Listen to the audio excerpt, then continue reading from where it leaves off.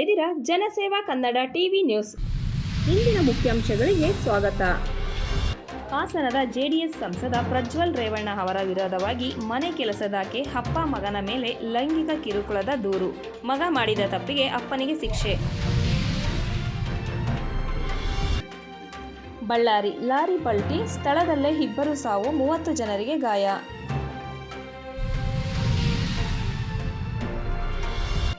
$600 ಕೋಟಿ ಮೌಲ್ಯದ ಡ್ರಗ್ಸ್ ಸಾಗಿಸುತ್ತಿದ್ದ ಪಾಕಿಸ್ತಾನಿಗಳ ಸೆರೆ.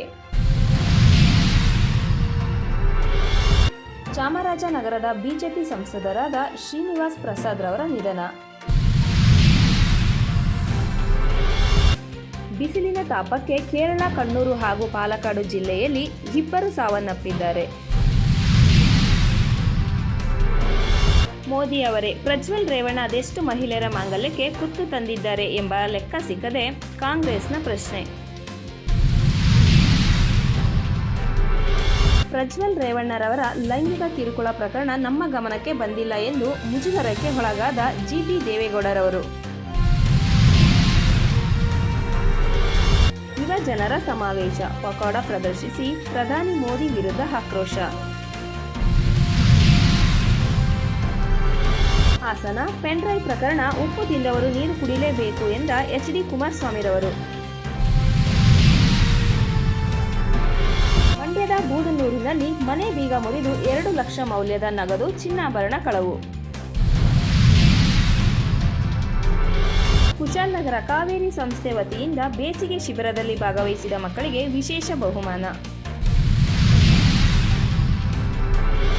ಕಲಬುರಗಿ ರೈಲ್ವೆ ನಿಲ್ದಾಣದಿಂದ ಕಾರಿನಲ್ಲಿ ಸಾಗಾಟ ಮಾಡುತ್ತಿದ್ದ ವೇಳೆ ಅಧಿಕಾರಿಗಳ ಮಿಂಚಿನ ಕಾರ್ಯಾಚರಣೆ ಮಾಡಿ ಪೊಲೀಸರು 2 ಕೋಟಿ ಹಣವನ್ನು ವಶಪಡಿಸಿಕೊಂಡರು.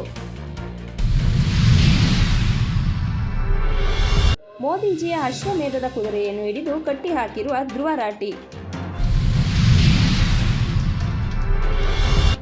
ಪ್ರಜ್ವಲ್ ರೇವಣ್ಣ ಲೈಂಗಿಕ ದೌರ್ಜನ್ಯ ನಡೆಸಿದ್ದಾರೆ ಎಂಬ ಪ್ರಕರಣದ ತನಿಖೆಗೆ ರಾಜ್ಯ ಸರ್ಕಾರ 2 ಐಪಿಎಸ್ ಅಧಿಕಾರಿಗಳನ್ನು ತನಿಖೆಗೆ ನೇಮಕ ಮಾಡಲಾಗಿದೆ.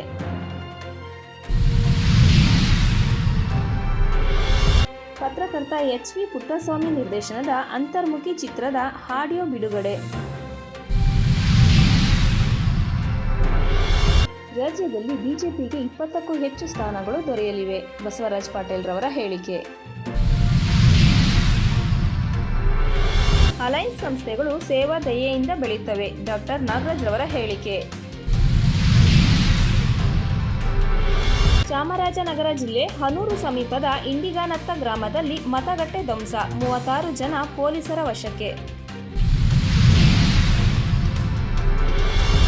ಕೆಆರ್ಪೇಟೆ ಸಾಲದ ಬಾಧೆ ತಾಳಲಾರದೆ ರೈತನ ಆತ್ಮಹತ್ಯೆ. ಮಂಡ್ಯ ನಾಯಿಗಳನ್ನು ಹೊತ್ತೊಯ್ದು ತಿಂದು ಹಾಕಿದ ಚಿರತೆ.